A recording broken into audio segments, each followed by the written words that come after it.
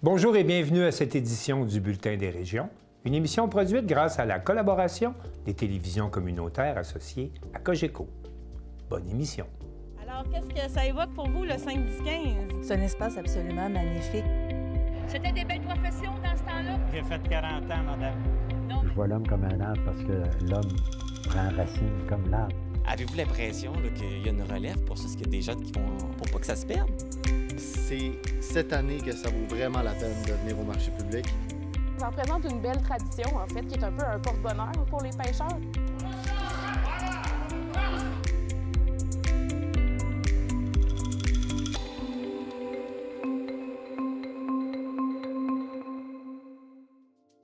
Au sommaire, pour vous cette semaine. À Baie-Saint-Paul, les producteurs de porc font part de leurs inquiétudes pour l'avenir de leur industrie. À Saint-Ferdinand, Alex Boissonneau annonce sa candidature à l'élection partielle dans Arthabasca. À Grande-Rivière, un documentaire présente la déconstruction comme un élément important de l'économie circulaire.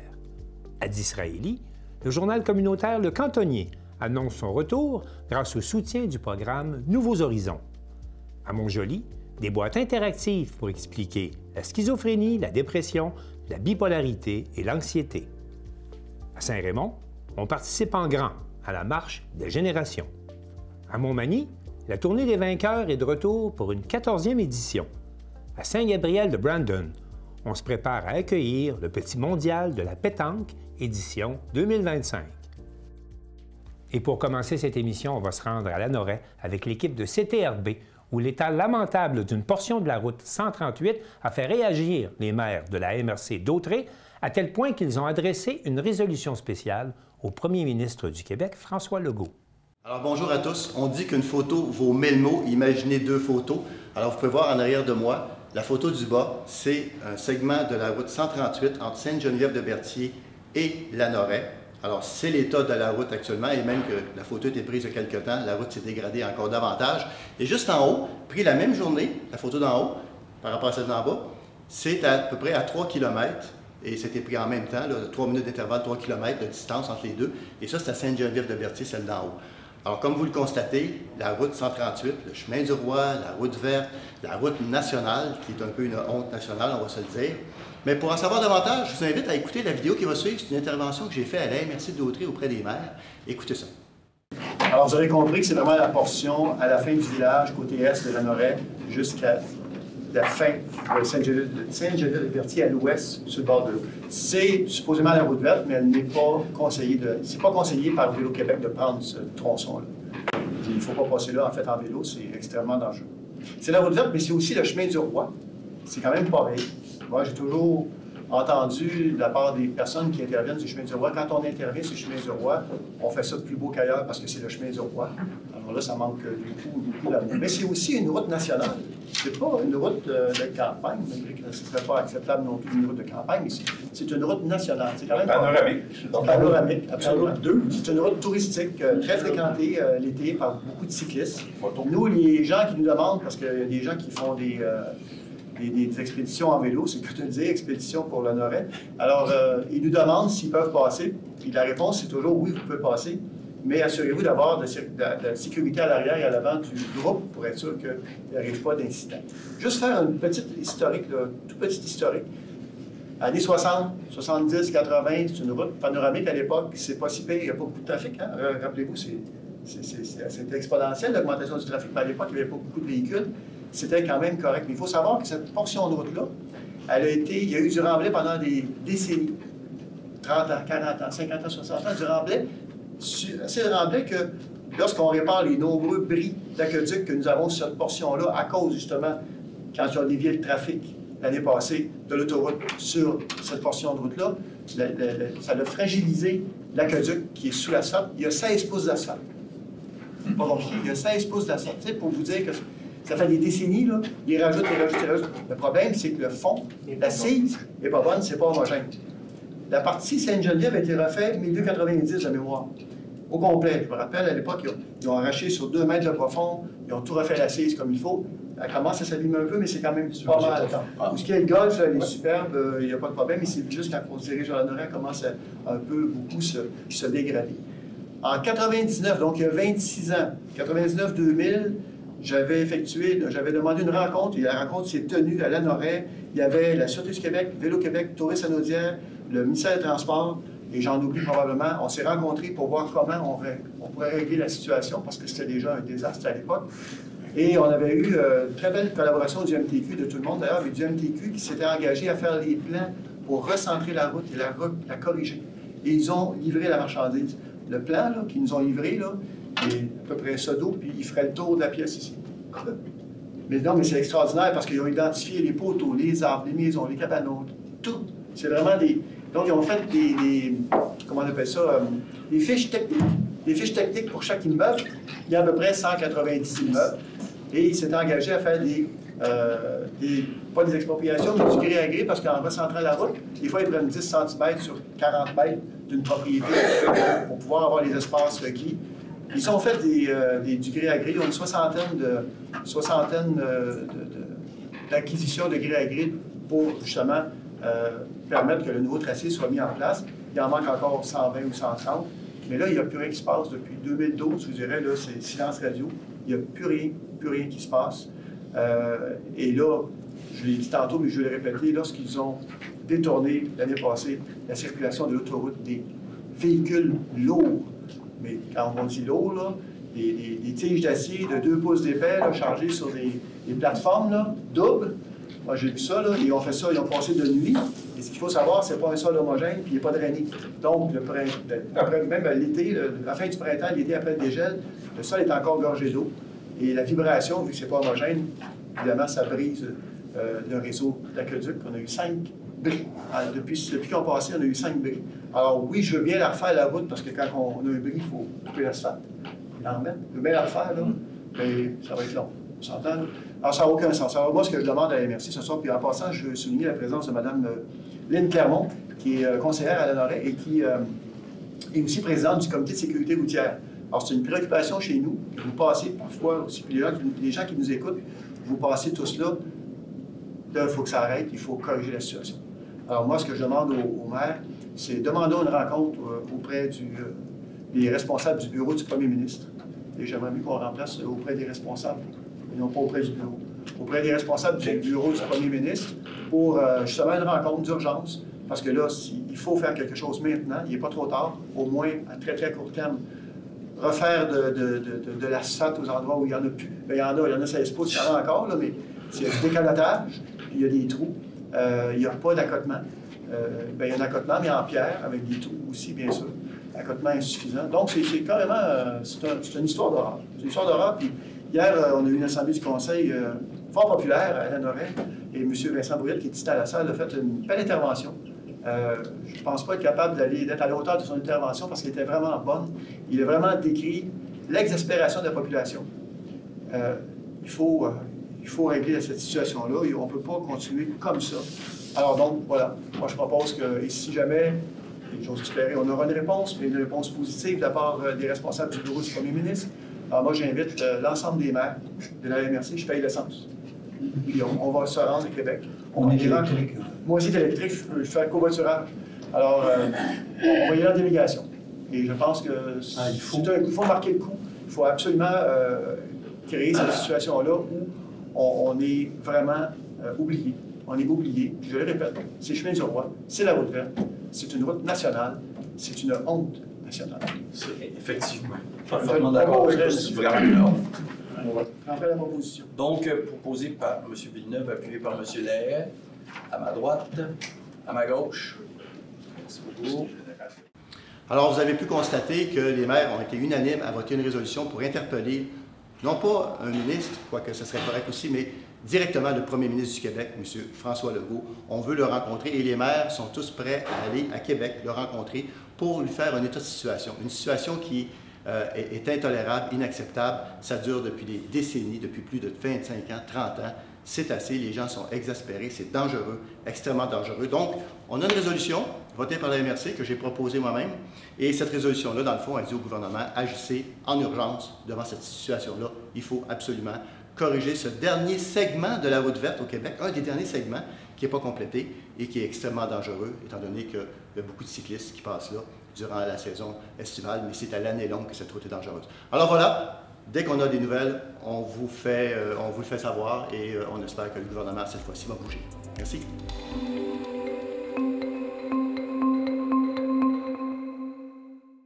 Mathieu Larivière de TVCO est à la rencontre organisée par les producteurs de porc de la région de Charlevoix pour sensibiliser les élus aux défis particuliers que représente la production porcine en région.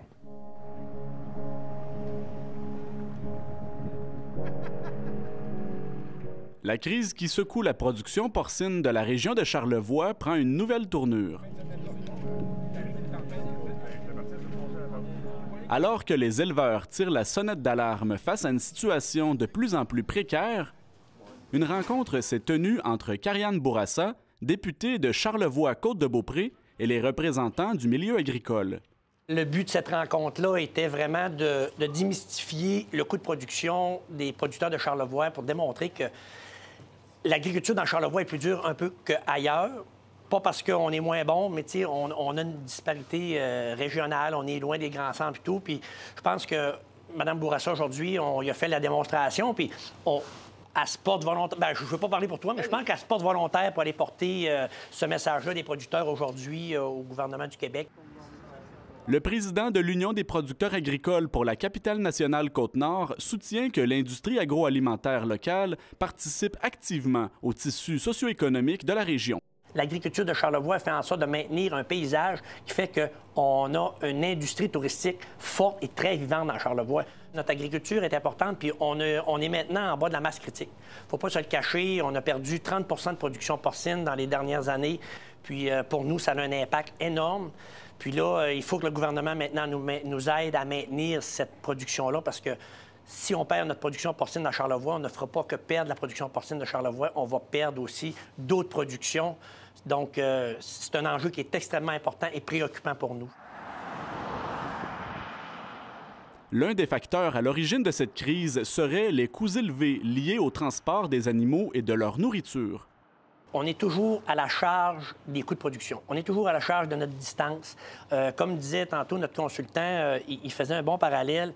Il y a 10 ans, quand on regardait le coût de production pour les transports, amener des intrants, on ne voyait pas une grosse différence, puis on disait, bien, c'est peut-être pas encore ça l'enjeu. Aujourd'hui, quand on dit qu'on a 12 $ du cochon fini, rendu à l'abattoir, de différence entre le coût de production provincial. Quand on dit coût de production provincial, c'est l'ensemble des fermes du Québec. Nous, là, on est encore 12 $ en bas de ce coût de production-là parce que ça nous coûte plus cher de produire. Emmener une vanne de maïs, on est dans une région où il n'y a pas de maïs, il n'y a pas de soya. C'est 400 kilos d'aliments pour produire un cochon.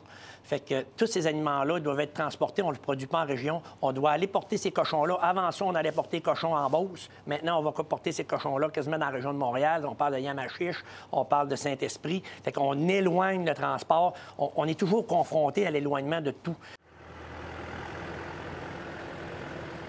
Un producteur de la Malbaie évoque les baisses qu'a connues la région au cours des dernières années. Dans la région de Charlevoix, c'est une baisse de 30 %. C'est-à-dire qu'il se finissait 92 000 porcs par année dans Charlevoix en 2022. En 2025, ça va être 60 000. Fait que c'est une perte de 30 % du volume. Ce n'est pas des gros volumes par rapport au niveau provincial, mais pour la région aussi, c'est très important.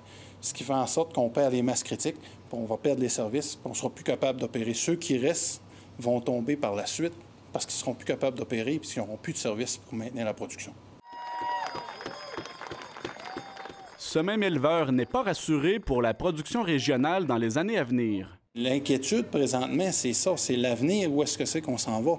Vous savez, avec ce qui se passe avec les États-Unis présentement, là, on annonce au niveau provincial qu'il y a énormément d'incertitudes. Puis ça crée des retards d'investissement, de records.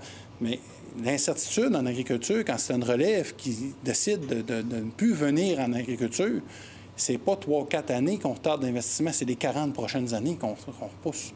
Puis quand une relève disparaît, elle ne revient pas. Les régions périphériques comme la nôtre ne couvrent pas notre coût de production. Monsieur Pilote tient toutefois à apporter certaines nuances. Notre production se porte bien. Nos finances, c'est un peu plus difficile, mais notre production se porte très bien. On est parmi les plus productifs de la région, de la province. On a des producteurs qui font partie des 25 % mais les plus productifs de la province. Par contre, on a des coûts plus importants, puis il faut qu'ils soient reconnus. J'aurais jamais pensé être aussi fier d'être le président de la Fédération de capitales nationales Côte-Nord qu'aujourd'hui, parce que vous avez répondu présent et je suis fier de vous. L'Union des producteurs agricoles du Québec a formulé des demandes précises pour améliorer les conditions de production dans Charlevoix, comme une réforme du programme d'assurance stabilisation des revenus agricoles, communément appelé l'ASRA. Nous, c'est sûr que ça fait longtemps qu'on parle d'une agri-région. Quand on fait les calculs de coûts de production, on ne veut pas être géré. Nous, on demande de ne plus être géré sur un coût provincial. On veut qu'on prenne en compte vraiment la réalité d'un coût de production régional. On fait partie du Québec. Le Québec, on le sait, dans peu importe le ministère, dans les façons qu'on calcule, nous, on n'est pas dans le mur à mur, mais on est dans provincialement. C'est toujours un coût provincial. Je pense que l'agriculture, présentement, ne peut plus se permettre ça. Et on en a quelques pistes de solutions. Comme je vous dis, on parle des agri-régions, un calcul différent en fonction des régions périphériques versus les régions centres.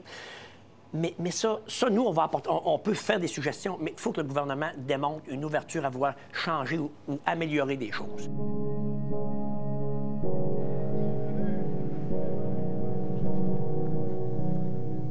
Durant le printemps 2024, une centaine d'agriculteurs de la région ont manifesté dans les rues de la Malbaie pour témoigner de leurs conditions de production qui se dégradaient. À savoir si le message risque d'être plus entendu cette année dans les coulisses de l'Assemblée nationale, la députée Bourassa indique qu'elle se fera un devoir de poursuivre la sensibilisation de ses collègues et du ministre de l'Agriculture du Québec, M. André Lamontagne. Premièrement, on s'est parlé, il y avait un problème de communication. Peut-être que j'avais mal expliqué tout ce que je faisais en coulisses ou ce que j'apportais comme question à l'Assemblée nationale, les revendications. Donc, il y avait du travail qui avait été fait. Peut-être que ça n'avait pas redescendu de leur côté, donc ils n'étaient pas informés. Mais oui, assurément, avec ce qui s'est passé l'année passée, j'ai écouté les producteurs, puis j'ai sorti justement lors de notre rencontre tous les dossiers de producteurs que j'ai aidés, soit des producteurs laitiers, des producteurs de pommes, des producteurs de petits fruits. Avec l'île d'Orléans, avec Charlevoix, c'est énormément de fermes qu'il y a sur notre territoire. Fait que oui, on aide les producteurs au cas par cas, mais là, on a décidé de prendre le gros dossier des producteurs de porc et l'inégalité qu'il y a dans Charlevoix. Puis moi, oui, en étant députée de Charlevoix, bien, je vais aller prendre cette information-là, puis je vais sensibiliser mes collègues. Puis aussi, il y a tout l'aspect, puis on en a parlé, des conséquences pour la région au complet. Si les producteurs ne sont pas là pour occuper le territoire, bien, c'est des gens qui vont peut-être aller vers les grands centres, c'est des gens qui n'habiteront pas dans nos régions, c'est des écoles qui vont fermer, c'est des épiceries qu'on ne pourra pas maintenir en vie. C'est tout ça qu'il faut comprendre. L'agriculture, ça occupe le territoire, ça nourrit nos régions, puis il faut les garder chez nous. L'UPA de la capitale nationale Côte-Nord compte 7 syndicats agricoles locaux, dont ceux de Charlevoix-Est et Charlevoix-Ouest, et regroupe 1120 producteurs sur l'ensemble de son territoire.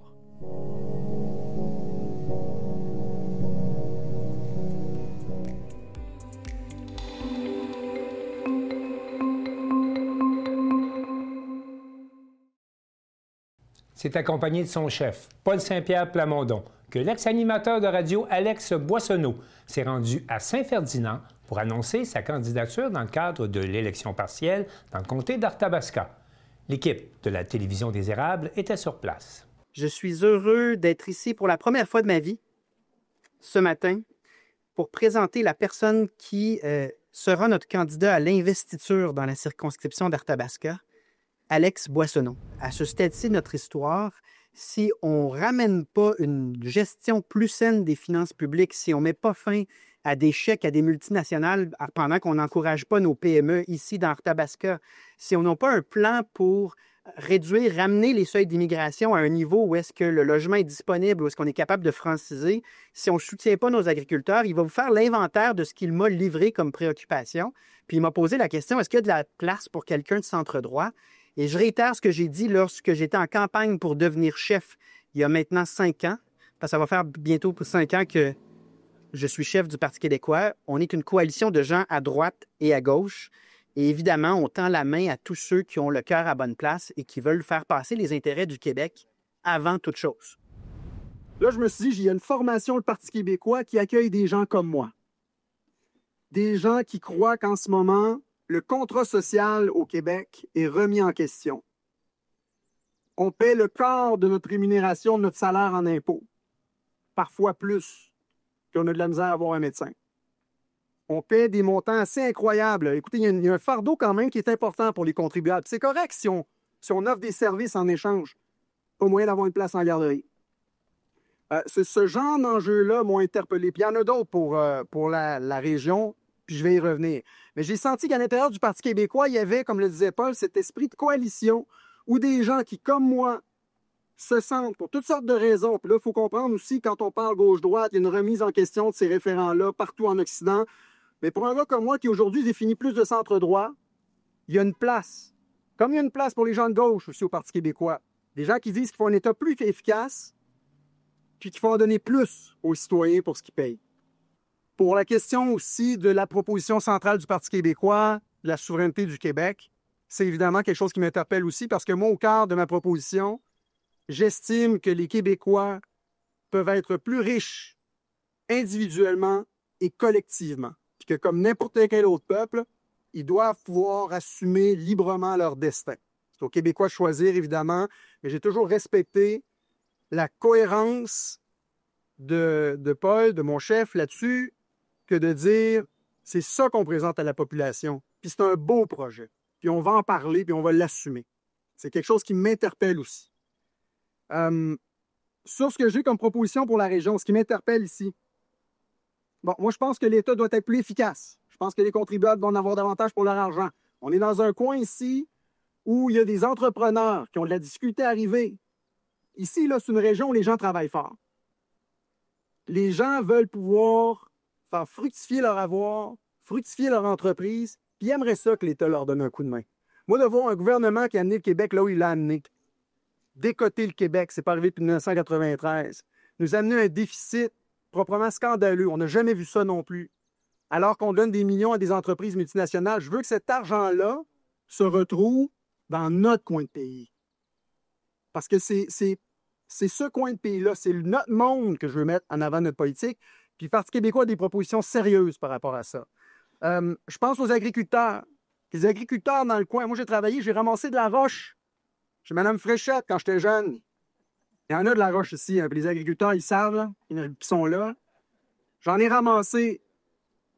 Il y a une détresse qui se vit à un moment donné chez les agriculteurs. J'en ai parlé aussi à mon émission.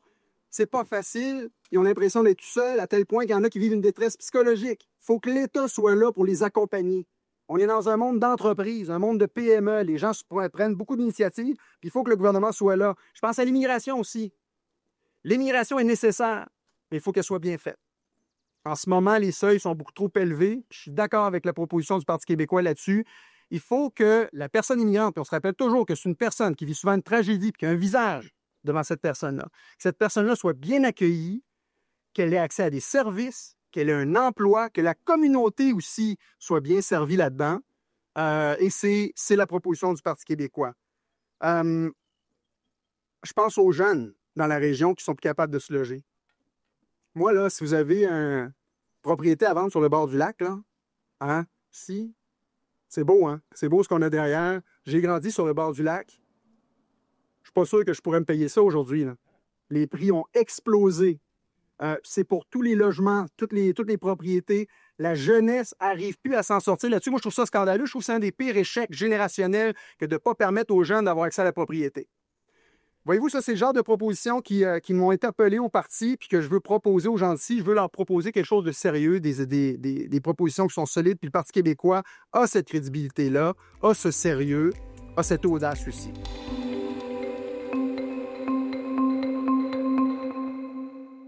La Régie intermunicipale de traitement des matières résiduelles de la Gaspésie vient de produire un documentaire qui s'appelle « Déconstruire ».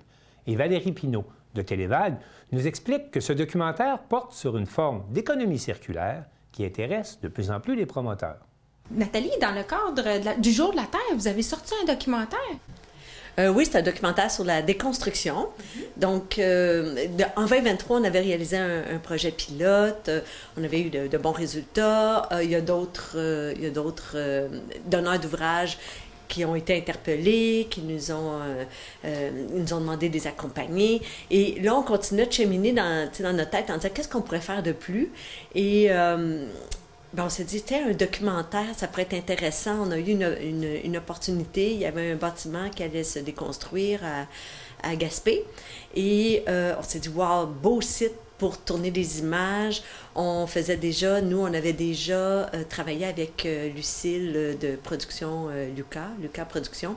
Alors, c'est comme si les astres étaient alignés. On a tourné ce documentaire-là qui mettait justement en perspective l'intérêt de choisir cette avenue-là comme moyen de gestion au lieu de la démolition. Donc, on voulait interpeller, mais de sentiments. On voulait aller chercher un petit peu le senti ou l'émotion chez les donneurs d'ouvrage ou chez les entrepreneurs. Donc, un documentaire, 10 minutes, ça met la table et franchement, c'est une très belle facture. Là, je vous invite vraiment à aller le voir. Là. Sur notre site Internet, il y a la page « Déconstruire ».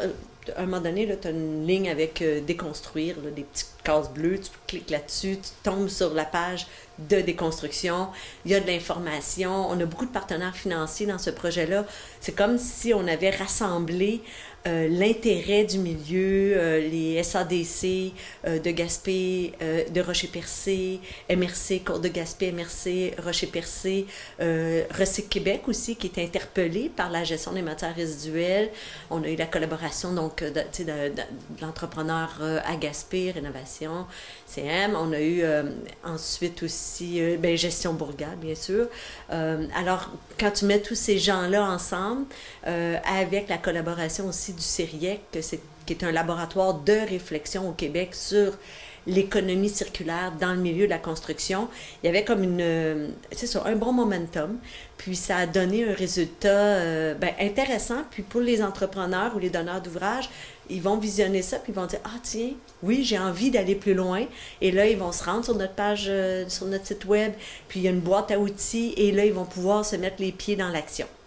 Croyez-vous que votre documentaire va faire des petits bébés partout de projets de déconstruction ailleurs? Bien oui, on a reçu beaucoup de commentaires d'ailleurs très positifs. Des gens le mot inspirant est revenu très souvent, c'est inspirant. Alors, c'est ce qu'on voulait. Oui, le projet qu'on avait réalisé en 2023 avec la ville de Grande-Rivière puis la ville de Chandler, c'était bien, les entrepreneurs du coin qui avaient participé à ça, comme MFT puis du Gay Sanitaire, c'était intéressant parce qu'ils pouvaient tester la chose sur le terrain. On avait eu des petits résultats, mais c'était à notre échelle. Là, ce qu'on voulait, c'était monter une marche puis envoyer un signal un petit peu plus provincial, si on veut. Et puis ça a fonctionné parce qu'on a fait une diffusion à Montréal dans le cadre du sommet sur l'économie circulaire. Il y a eu une diffusion au festival Vue sur mer à Gaspé. Puis on a senti là, qu'il y avait quelque chose, que le documentaire interpellait des gens. Donc maintenant, il reste à tout le monde en fait d'aller le visionner. C'est ce qu'on veut, qu'un maximum de personnes aillent le visionner. Oui, mais combien ça vous a apporté comme de réemploi des matériaux de vos projets de déconstruction? Bien, quand on a réalisé le projet en 2023, c'était 70 %. C'est-à-dire qu'on avait 2 sites. On avait un site à Chandler qui était un vieux bâtiment qui avait été abandonné longtemps, puis on a réussi à réemployer 4 %. Le site de Grande-Rivière, des bâtiments de bois, de la tôle, c'était vraiment propice, 70 % de réemploi. Le réemploi, c'était vraiment les citoyens qui viennent acheter les matériaux à 50 % de la valeur du marché. C'était parfait.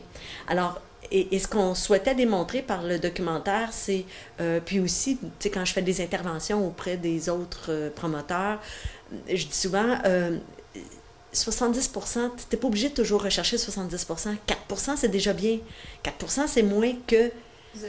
C'est mieux que 0, c'est ça. Alors, il ne faut pas se décourager par un petit pourcentage ou un gros, ou absolument viser le grand pourcentage. Ce qu'il faut se dire, c'est qu'il faut changer notre façon de faire. Et la démolition n'a plus sa place, c'est ce qu'on dit dans le documentaire, mais puis on n'a pas le choix de basculer vers des nouvelles pratiques, de penser en économie circulaire, parce que l'économie linéaire, on ne peut plus la soutenir.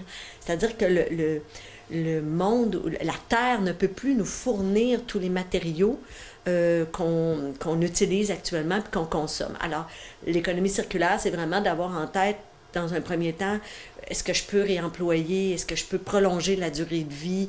Et ben c'est ça, il met la table à ça, en fait, il va chercher un petit peu le fil du cœur, puis de dire, ah tiens, peut-être que ça pourrait t'intéresser cette approche-là, puis c'est ça, de mettre un pied dedans et de complètement changer notre pratique au niveau de la gestion des chantiers de construction.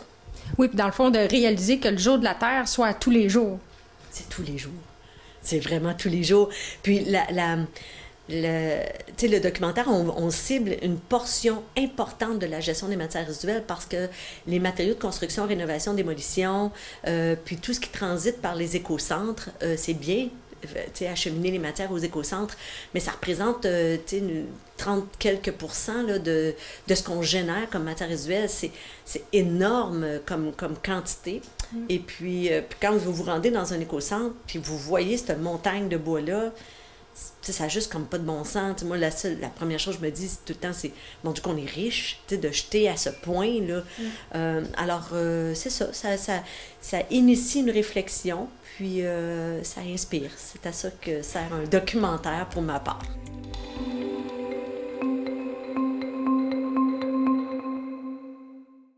Geneviève Cyr de la télévision régionale des Appalaches nous apprend que le journal Le Cantonnier est de retour après 9 mois d'absence grâce au soutien du programme Nouveaux Horizons qui apprendra à des retraités le métier de journaliste. Bien, aujourd'hui, on se trouve à Disraeli, en fait, pour souligner un événement merveilleux. Donc, c'est une annonce pour le journal communautaire Le Cantonnier. Je suis avec la présidente, Mme Veilleux, et le député de Mégantic-Clérable-Lobinière, M. Luc Berthold, qui a été nouvellement réélu. Donc, merci de nous accorder cette entrevue. Est-ce que vous pouvez nous expliquer un peu qu'est-ce que Le Cantonnier? Parce que peut-être qu'il y a encore des gens qui ne savent pas qu'est-ce que le journal Le Cantonnier. Okay. Oui, bien bonjour. Le journal communautaire Le Cantonnier, c'est un journal qui a 25 ans cette année, qui est distribué dans 10 municipalités par la Poste, puis dans 3 autres municipalités par point de dépôt, puis ça va de Coleraine, aller à Lambton, en passant par Stratford, Beaulac-Garbey, Wheaton. Donc, c'est ça, à peu près le territoire. C'est un mensuel qui est distribué gratuitement. Puis là, vous venez tout juste de relancer ce journal-là. Oui, l'année passée, en novembre, on a cessé la production, c'est-à-dire en 2023, en novembre 23, on a cessé la production. Puis on a prolongé jusqu'en février, mais en février, ça a été le dernier numéro, février 2024. On a arrêté 9 mois, le temps de repenser à notre organisation. On ne voulait pas vider les coffres, on voulait repartir sur des nouvelles bases. Puis on a élaboré un plan de relance, puis en novembre dernier, on revenait. Puis là, aujourd'hui, c'est une belle annonce grâce à un programme là, du fédéral. Donc, est-ce que vous pouvez nous faire part un peu de ce que vous nous annoncez? Oui, avec plaisir. Donc, alors qu'on élaborait notre plan de relance, il y avait un appel de projet pour le programme Nouveaux Horizons pour les aînés. On a décidé de déposer un projet. L'idée, c'était de recruter des journalistes bénévoles de 55 ans et plus, des aînés, qu'on allait former pour qu'ils deviennent des journalistes qui couvrent les événements de la région. Puis on voulait qu'ils deviennent des membres à part entière de l'équipe du cantonnier. On s'était rendu compte avec les années que les gens, ils s'improvisent pas journalistes. Ils veulent avoir de la formation. Donc, avec les 10 000 qu'on a reçus, on va les former à l'écriture, à la photographie, à l'élaboration, je ne sais pas comment on dit ça, de balado, à la création de balado. Et tout ça, mettons, pour qu'il va cumuler vers une date en novembre prochain où on aura une page spéciale dédiée à cette escouade journalistique-là. Puis vous, M. Berthold, je vous connais depuis quand même quelques années. Je sais que le programme Nouveaux Horizons est un de vos programmes chouchous. Oui, parce que ça aide beaucoup les communautés directement. Ça aide les cercles de fermières, les clubs d'âge d'or, le journal Le Cantonnier. Quel beau projet. C'est une initiative que je n'avais jamais vue encore, une initiative comme celle du Cantonnier. Écoutez, on va former des gens à informer les gens de chez nous. Donc, l'information locale par des gens locaux. Ça, je pense que c'est le plus beau succès, le plus bel exemple et le plus beau gage de succès pour le Cantonnier, pour la relance du Cantonnier. Je tiens à féliciter d'ailleurs tous les bénévoles, le conseil d'administration, tous ceux et celles qui ont travaillé très, très fort pour garder le Cantonnier bien vivant. Puis je leur souhaite longue vie. Puis j'espère que ce petit 10 000-là, qui fait toute une différence pour peut-être avoir beaucoup de rédacteurs au cours des prochains mois, bien, va permettre au Cantonnier de durer encore longtemps, puis d'être présent dans chacune des municipalités qu'il dessert. Puis pour ceux qui ont un intérêt, qui souhaitent donner leur nom, comment on procède? Ah ben, on peut téléphoner au cantonnier au 418-449-1888. On peut écrire sur notre adresse courriel lecantonnier@lino.com. C'est ça. Et venir ici au CERD. On est souvent ici quand même, au CERD à Disraeli, sur la rue Saint-Antoine. Donc, c'est une invitation, puis je vous souhaite d'avoir tellement de candidats que vous allez être obligés d'en choisir. Ah oui, mon Dieu, merci, c'est gentil.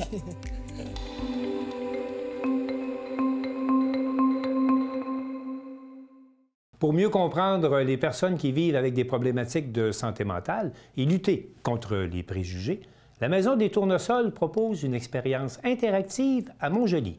Un reportage de Marc Després de la télévision de la Métis. Alors, on se trouve à la fête des générations ici à l'amphithéâtre des Jardins de Montjoly. Et bon, il y a une activité particulière. Il y a certaines boîtes juste derrière vous. Oui, en effet, c'est les box d'épicentre.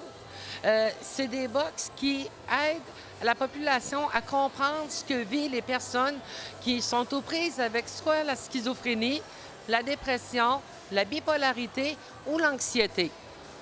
Qu'est-ce qui fait qu'on a décidé d'accueillir cette activité-là ici à Montjoly? Je pense que c'est surtout une idée de la ville de Montjoly ainsi que les éclaireurs qui ont pensé offrir à la population métisienne la chance de pouvoir se mettre dans la peau des personnes qui vivent avec une problématique pour mieux les comprendre et ainsi aider à surmonter ces difficultés. Oui, surmonter les difficultés puis aussi abolir les préjugés. À ce moment-là, je pense que c'est même la première fois que ça sort de Montréal. C'est la première fois qu'ils osent sortir le box de Montréal. On est la première région qui a la chance d'accueillir ces box-là. Et bon, le fait que la Maison des Tournesols s'occupe justement de gérer cette activité-là aujourd'hui, c'est que, bon, vous êtes un organisme là, qui travaille en santé mentale. Exactement. C'est nous, l'organisme de la Métis, qui est dédié pour la santé mentale. Et qu'est-ce que ça fait d'accueillir une telle activité ici à Montjoly? Bien, c'est quand même gros, puis c'est le fun. On est heureux, on est vraiment très fiers qu'on ait la chance de pouvoir accueillir ces merveilleuses choses. Et à ce moment-là, comment ça se passe, grosso modo? Donc, ce sont des box, on entre dedans? C'est ça, c'est que les gens sont invités à rentrer dans les box, ils se mettent des écouteurs, ils peuvent sortir en tout temps, il n'y a aucun danger, là. Ils peuvent sortir en tout temps. Ils se mettent des écouteurs et, comme si on prend un exemple, celle de la schizophrénie, il y a un écran devant toi et ils écoutent ce que la personne dit à l'écran, mais ils entendent aussi des voix pas toujours positives, là, puis des voix négatives, puis il faut qu'ils essaient de se concentrer sur ce qu'ils lisent à l'écran. Fait que ça met vraiment un peu dans la peau des personnes qui vivent avec des entendeurs de voix. Et donc, ceci, c'est le son en particulier. Un autre, je pense que c'est comme des espèces, un gros sac qu'on se met sur les épaules. Oui, c'est une veste lestée. C'est pour la dépression. C'est une veste lestée que tu as et le banc se cante à un moment donné. Fait que pour sentir toute la lourdeur quand tu vis de l'anxiété. Puis encore là, c'est avec un casque, puis tu écoutes ce qui se dit. Et dans un autre cas, à ce moment-là, donc c'est comme un banc particulier. Oui, c'est un banc particulier où on entend comme la vibration, comme ton cœur qui bat. Fait que encore là, il te pose des questions, puis là, tu entends toutes des voix, puis tu sens que l'anxiété monte en toi. Fait que c'est vraiment très, très bien fait. Est-ce que les gens sont gênés donc, de tester, de vivre l'expérience? Il y a des gens qui n'osent pas aller aux 4. Okay. Il y en a certaines qui peuvent faire plus peur que d'autres. Okay. Mais il y en a d'autres, par contre, qui vont vouloir faire les 4. Vouloir comprendre et voir c'est quoi la différence et essayer de mieux comprendre aussi des fois quelqu'un de leur entourage. Donc, c'est de faire vivre des simulations, en quelque sorte, de situations. Oui, des simulations, mais des simulations vraiment légères. Et à ce moment-là, donc, est-ce que les gens sont majoritairement prêts à quand même faire chaque bois? La plupart, oui. La plupart, oui. Ils sont prêts et ils ressortent de là, puis là, ils ont des questions à poser. Donc, juste pour ça, c'est intéressant d'avoir une telle activité ici. Tout à fait. Oui, tout à fait. C'est vraiment intéressant. Oui. Et c'est ça. Donc, vous, à ce moment-là, donc vous donnez des conseils par la suite, vous référez. Qu'est-ce qui arrive quand on fait les étapes? Bien, premièrement, on les explique qu'est-ce qui va arriver. Puis on les rassure également, les dire qu'ils peuvent arrêter en tout temps, qu'ils peuvent sortir en tout temps, qu'il n'y a aucun danger, qu'ils n'attraperont pas la maladie non plus parce qu'ils ont participé au box. Et par la suite, on les explique le pourquoi de la chose. Et pour la Maison des tournesols, bon, c'est un outil bon, qui vaut la peine d'être quand même testé actuellement. Quand même, oui. Parce que c'est sûr que la Maison de tournesol, elle, n'aurait pas pu s'offrir une telle activité. Donc, c'est grâce aux éclaireurs si on a la chance, justement, d'avoir ça chez nous aujourd'hui. Oui, tout à fait. C'est quand même onéreux. Et pour vous, à ce moment-là, bon, une fois que les gens ont vécu cette expérience-là, quel genre d'aide vous pouvez apporter à ces gens-là? On peut surtout les aider à mieux comprendre ce que vivent les personnes. On lui dit, là, vous l'avez vécu pendant 10 minutes. Imaginez quand vous le vivez à journée longue, pour aider à développer l'empathie face aux personnes qui ont la problématique. Parce que, bon, les gens sont parfois savent qu'ils ont peut-être certaines problématiques, mais sont gênés en quelque sorte de consulter. Il y en a que oui, puis il y en a qui vont mieux aussi dire « Ah ouais, bien, comme ça, c'est normal que je ressentais telle chose ou telle... » Oui, tout à fait. Donc, les gens se sentent parfois anormaux, entre guillemets. Ils se demandent si des fois, ils sont seuls là-dedans. Oui. Donc, si on a besoin d'aide en cours de route, bon, on n'a pas vécu peut-être l'expérience, mais on a des doutes qu'on souffre peut-être de l'une de ces... je ne sais pas si on appelle ça des maladies. Une problématique. Une problématique, OK. Donc, si on vit une de ces problématiques-là, donc ça vaut la peine de consulter, là, parce qu'il y a de l'aide qu'on peut avoir en région. Oui, il y a de l'aide. Puis vous pouvez venir aussi à la Maison des tournesols si vous avez des questions, vous avez des interrogations, vous voulez avoir plus de documentation, vous pouvez venir nous voir à la Maison des tournesols sans problème, au 141 Avenue de la Gare à Montjoly. Bon, on sait que les éclaireurs, il y en existe quand même beaucoup au Québec. Donc, s'il y a un organisme qui aimerait ça, éventuellement recevoir ces fameuses boîtes-là, ces box-là, donc on leur suggère de faire une demande vers les éclaireurs? Oui, on peut essayer, mais c'est mieux d'essayer de se regrouper à plusieurs. Parce que c'est quand même assez dispendieux. Mais comme on dit, ça vaut quand même l'investissement. Tout à fait. Oui. Bien, merci beaucoup. Ça me fait plaisir.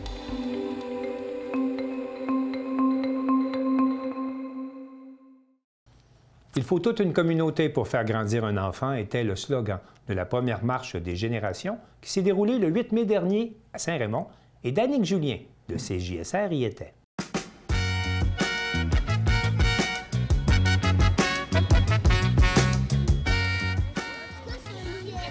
Ici Danique Julien, journaliste présentement avec Arwa Béji de la table 0-5 ans pour parler de la marche des générations. C'est aujourd'hui un succès en ce moment parce qu'il y a plusieurs centaines de personnes qui se sont déplacées. Comment vous voyez ça, l'événement? On est vraiment content d'avoir ce monde-là, puis on voit ça c'est un vrai succès, puis toute la collaboration de partenaires qui sont impliqués, ça c'est le fruit de la collaboration, c'est sûr. Ça amène que c'est un succès aujourd'hui, puis les gens qui sont mobilisés pour venir et participer à notre événement, c'est vraiment magnifique. Et justement, vous avez beaucoup de partenaires aujourd'hui qui rendent l'événement possible. Pouvez-vous nous en parler? Oui, en fait, nos partenaires, c'est la Ville de Saint-Raymond, le Camp Portneuf, la Table de concertation des aînés, les Beugeottes et Placotines, les producteurs de lait de Québec, les producteurs de pommes de Québec, la Merci de Portneuf, Cinéma Alouette, le Cercle de fermiers de Saint-Basile, le Club des Lions de Saint-Raymond, la Licorne, Clinique Santé Active, Kinéforme, puis Manon Labrie. C'est tous des partenaires. Grâce à eux, cet événement il a eu lieu, le fruit de leur travail. Vous m'avez remis votre calendrier d'événements parce que la table 0-5 ans se promène un peu partout dans le comté pour faire des événements pour justement activer les familles. Oui, en fait, nous, on fait des événements. L'unité mobile, ça promène depuis 14 ans. Oui. Puis depuis 2 ans, on se promène à l'année, puis nous, on offre des activités à proximité. Fait qu'on se promène l'été à 13 à 14 municipalités de la région de Portneuf, puis à l'année, on se promène dans 7 municipalités. À le reste de l'année, on se promène dans 7 municipalités. Puis dans le but d'offrir des activités familiales, d'outiller les parents aussi, de faire en sorte que les parents socialisent entre eux aussi, puis qu'on soit à proximité de eux au lieu qu'eux se déplacent vers les événements. C'est pour ça qu'on se promène partout. Puis c'est sûr que l'événement, le TAP 05 c'est un partenaire, mais cette année, l'avènement, la parade de Possède, c'était anciennement juste pour les familles, mais cette année, on a ouvert cet événement à tout le monde. C'est pour ça que ça s'appelle la marche de génération. Il y aura des personnes de tous âges, de toutes origines. Et on voit justement le succès. Bon, la marche commence dans quelques minutes. Oui. Je vais vous laisser retourner à l'organisation. Je vous remercie d'avoir répondu à mes questions.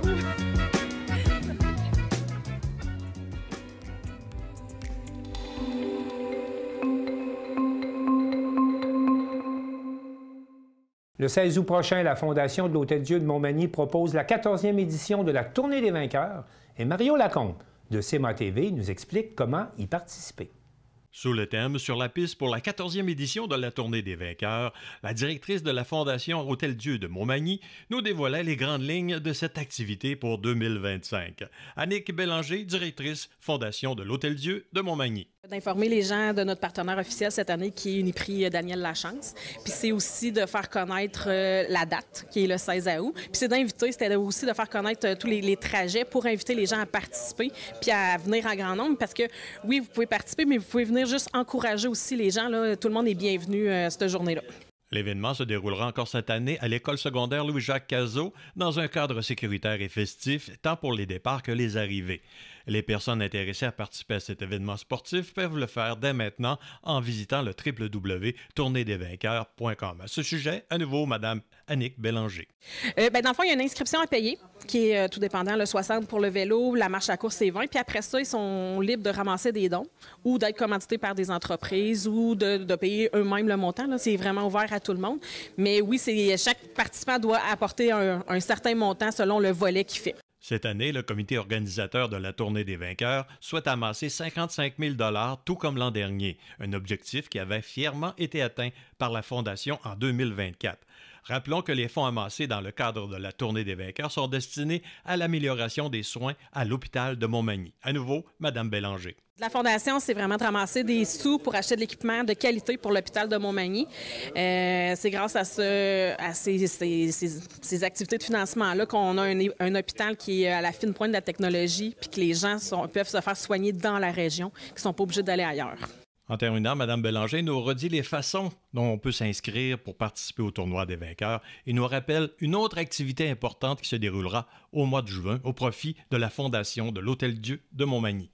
Dans le fond, c'est le site Internet qui est www.tourneedesvainqueurs.com. Quand vous allez là-dessus, vous avez la possibilité de vous inscrire selon le volet que vous choisissez. Ça vous permet d'avoir une photo de vous. Ça vous permet de voir votre profil puis voir les montants que vous avez amassés aussi. Fait que vous pouvez vous donner un objectif. L'objectif de base pour vélo, c'est 160, mais vous pouvez vous donner un objectif de 500, de 100, de 200. Les gens sont vraiment à l'aise de choisir ce qu'ils veulent. Puis ça vous permet justement de voir qui a donné puis à combien vous êtes rendu. Puis nous, le montant global s'additionne au début du site. Fait que quand vous arrivez sur le site, vous voyez à combien qu'on est rendu déjà sur notre objectif de 55 000. L'activité, c'est le 16 août. Dans le fond, vous pouvez vous inscrire jusqu'à la dernière minute. C'est juste que le volet vélo, vous avez un maillot là, avec le commanditaire principal. Ça, il y a une date limite qui est habituellement qui est autour du début juin parce que nous autres, il faut les commander. Fait qu'on est obligé de respecter ça. Mais pour la marche, la course, vous pouvez arriver même la veille et puis vous inscrire, il n'y a aucun problème. Le vélo, on se demande peut-être une semaine avant parce qu'il y a quand même une gestion de peloton à faire et de sécurité. Là. Mais le reste, sinon, vous pouvez, à la dernière minute, jusqu'à la dernière minute, vous pouvez venir. Mario Lacombe à Montmagny pour CMA TV. Information.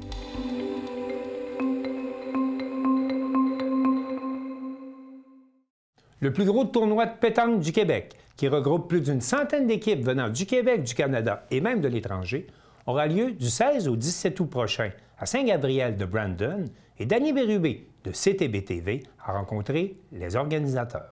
C'est en pleine pratique que j'ai eu le plaisir de rencontrer M. Étienne Bertrand, responsable de l'organisation du Petit Mondial de pétanque qui aura lieu cet été à Saint-Gabriel de Brandon dans le cadre des festivités du 200e anniversaire de la municipalité.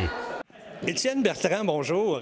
Rebonjour, rebonjour. Effectivement, rebonjour, on se voit à l'occasion. Étienne, qui est professeur à l'école de Boulistes, qui est déménagé à Berthierville, il faut le dire, ça, hein? Oui, c'est ça. On a déménagé. La session commence le 6 mai et la semaine prochaine, c'est les premières inscriptions à Berthierville. Berthierville nous accueille avec 25 terrains de pétanque. Wow! Ça, c'est... Vous êtes parti de Saint-Cuthbert pour aller à Berthier maintenant, hein? Oui, c'est ça, parce que notre notoriété a grossi et on manquait d'espace parce qu'on commence à avoir beaucoup de membres. Cette année, on attend plus de 80 membres à Berthierville, là. Si on est aujourd'hui ici, Étienne, c'est qu'on veut parler du petit mondial qui s'en vient très, très, très bientôt. Parle-nous-en de ce tournoi-là qui s'en vient. Donc, le petit mondial, nous sommes rendus à notre 3e édition. Et cette année, grâce à la ville de Saint-Gabriel-de-Brandon, qui nous fournit le boulodrome, les terrains, pour pouvoir organiser le plus gros tournoi de la province du Québec. Donc, c'est la 3e année cette année. Oui, la 3e année. Puis, on est chanceux. On a des partenaires fidèles comme l'Hôtel des Innes à Berthierville qui fournit les chambres gratuitement aux arbitres et aux cadreurs. Et la fromagerie Victoria qui va nourrir tous nos bénévoles. Wow. Puis je crois que la municipalité de Saint-Gabriel-de-Brandon aussi fait partie de ça, hein? Oui, oui, oui. C'est notre commanditaire principal. Ils nous aident beaucoup. Ils vont aménager les terrains. Ils nous fournissent monétairement en plus. Donc, on est choyé par la ville de Saint-Gabriel. Bien, écoute, ça va être un super beau tournoi, hein? Ça va se passer ici, au boulodrome de Saint-Gabriel-de-Brandon. Oui, au boulodrome intérieur et à l'extérieur aussi, parce qu'on attend à peu près entre 90 et 100 équipes. Il y a même des équipes européennes qui ont l'intention de venir jouer.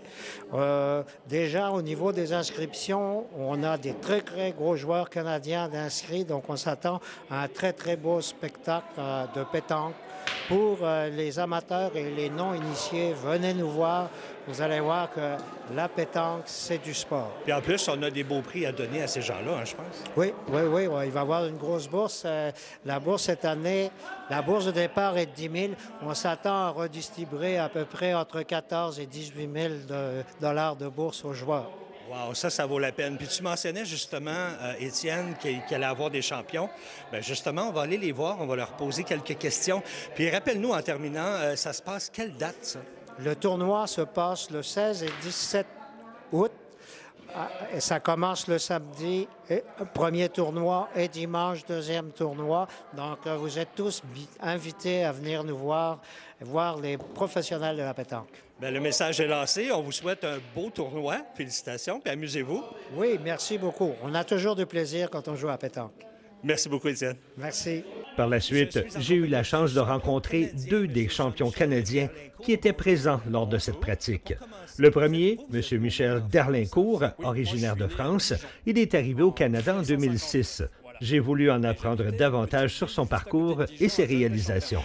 Je suis en compagnie du champion canadien, M. Jean-Michel Derlincourt. Bonjour. Bonjour. Pour commencer, vous êtes né au monde en France, hein? Oui, moi je suis né à Dijon en 1959, voilà. Et j'habitais une petite ville juste à côté de Dijon, à Gevrey-Chambertin, une ville de vin, où j'ai commencé à jouer à la pétanque. Donc, je participe au championnat de Côte d'Or, triplette, qu'on remporte. On est qualifié pour aller au championnat de Bourgogne, c'est-à-dire la région. On la remporte aussi. Et on est qualifié pour aller dans un championnat de France à Cahors. Okay. Donc là, j'ai commencé comme ça, en fait. La vie m'a encore rattrapé. J'ai choisi d'aller immigrer au Canada. Vous êtes arrivé ici en quelle année? En 2006. Donc, j'ai commencé à jouer à la pétanque au Canada. Fait que de fil en aiguille, vous avez continué. J'ai commencé à jouer avec des bons joueurs qu'il y avait ici, parce qu'il y a des bons joueurs au Canada. Et puis voilà, ça s'est enclenché. J'ai continué. Et là, j'ai réalisé le rêve de ma vie, c'était de participer à un championnat du monde. Qui était à quel endroit à ce moment-là? Le premier à Madagascar. Okay. Parce qu'en France, c'est pas facile. J'aurais jamais fait un championnat du monde en France, moi. Donc, vous avez continué ça et aujourd'hui, vous êtes champion canadien? J'ai été champion canadien tête-à-tête, c'est l'année dernière, pour aller participer, pour faire le 4e joueur, pour aller à Dijon. Mais tous les ans, il y a des championnats triplettes, il y a des championnats doublettes, il y a des championnats tête-à-tête. Puis le championnat triplette le qualifie pour aller au championnat du monde. Mais vous avez participé au championnat de Dijon. C'était votre dernier championnat? Oui, pour moi, c'était le dernier. J'avais dit, je finis sur Dijon. Bon, j'ai dit que c'était le dernier, mais on ne sait pas, là. Mais au moins, ça faisait une belle boucle. Vous finissiez la boucle parce que vous étiez... J'arrive, là, je termine la boucle. Je suis parti de là, j'arrive ici. Mais on ne s'arrête pas là, on continue quand même de jouer. Oui, je ne vais pas arrêter. Non, je ne vais pas arrêter de jouer parce que c'est pas facile d'arrêter de jouer quand on aime ça. Mais là, on va vous voir quand même au Petit Mondial ici cet été, là. Oui.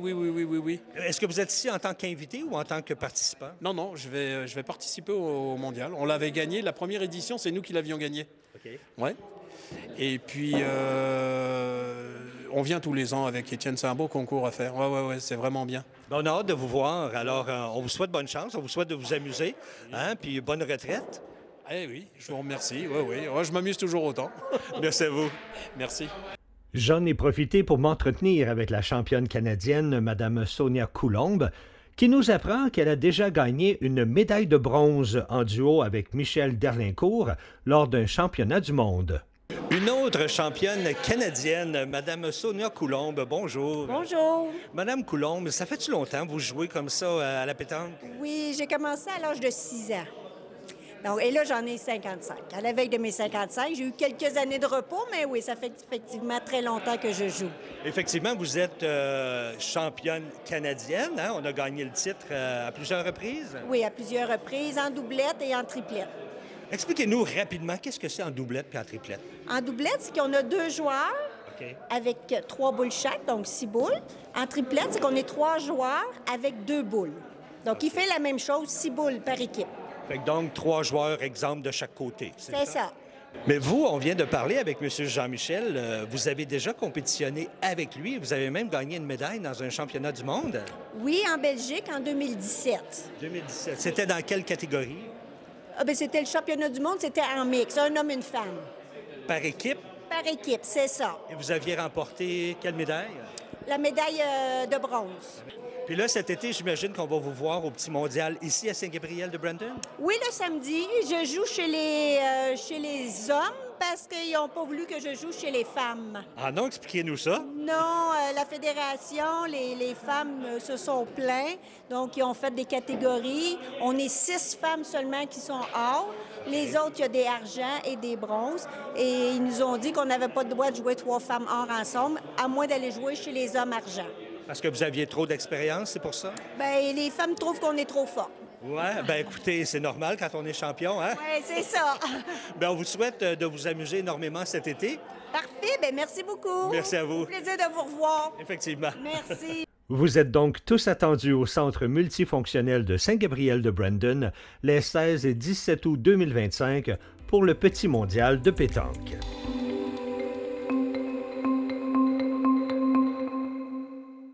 C'est tout pour le bulletin des régions cette semaine. J'espère que vous avez apprécié. Je remercie toutes les stations de télévision participantes et je vous dis à bientôt.